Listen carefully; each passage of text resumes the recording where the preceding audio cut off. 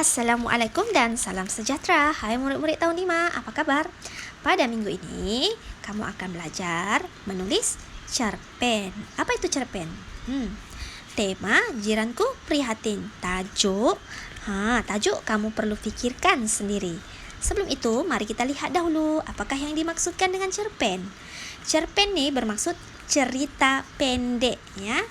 Disingkatkan sebagai cerpen. Satu bentuk prosa naratif fiction.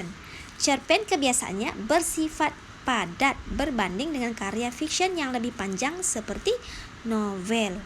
Dan menurut H.B. Jasin, cerpen atau cerita pendek harus memiliki bahagian pengenalan, pertikaian, dan penyelesaian. Tetapi murid-murid jangan risau, kamu menulis karangan ini secara santai sahaja. Perkara penting yang perlu ada dalam cerita pendek kamu ataupun cerpen, yang pertama mestilah ada watak, sama ada seorang, dua orang ataupun lebih, dan berlaku dan terdapat pergolakan yang berlaku. Pergolakan ni macam pertelingkahan kah ataupun pergaduhan kah, ya. Okey, yang kedua, mempunyai unsur konflik. Yang cikgu beritahu tadilah pergolakan yang berlaku, pergaduhan, ya. Ataupun jiran kamu dilanda masalah. Zaman pandemik lagi ini kan, mungkin ada jiran kamu yang tiada pekerjaan kah dan sebagainya. Mempunyai permasalahan di situ, konflik, ya, sama ada dari watak, latar belakang dan sebagainya. Dan ketiga, mempunyai unsur suspen. Unsur suspen ini maksudnya seperti unsur yang tegang, bimbang, gelisah, kecewa dan sebagainya. Dan keempat, klimaks cerita. Klimaks cerita ini dia lebih kepada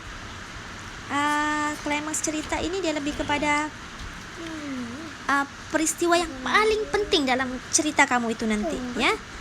Okey, ataupun kemuncak dalam cerita kamu itu nanti. Apa yang berlaku? Kamu perlu fikirkan.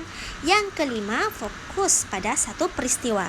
Contohnya bertemakan jiranku prihatinkan. Jadi kamu fokus pada jiran lah, tentang jiran.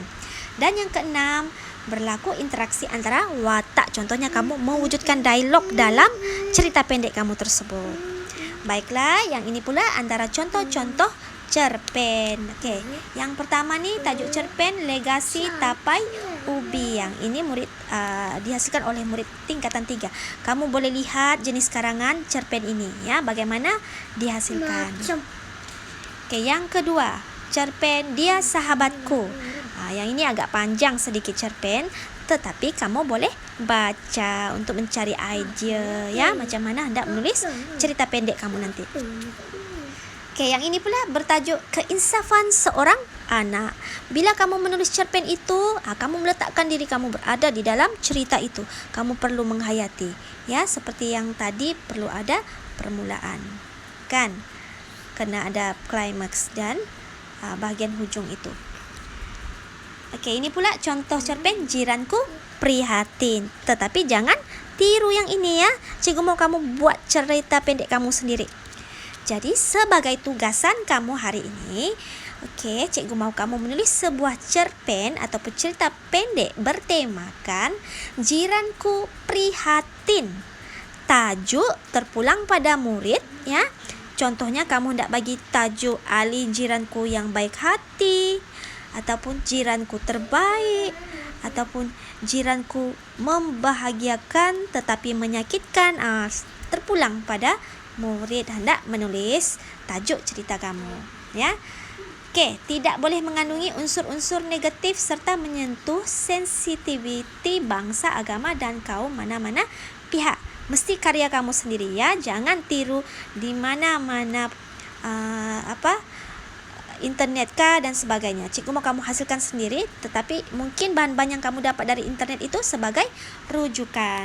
Dan karangan cerpen kamu mesti 250 hingga 350 patah perkataan.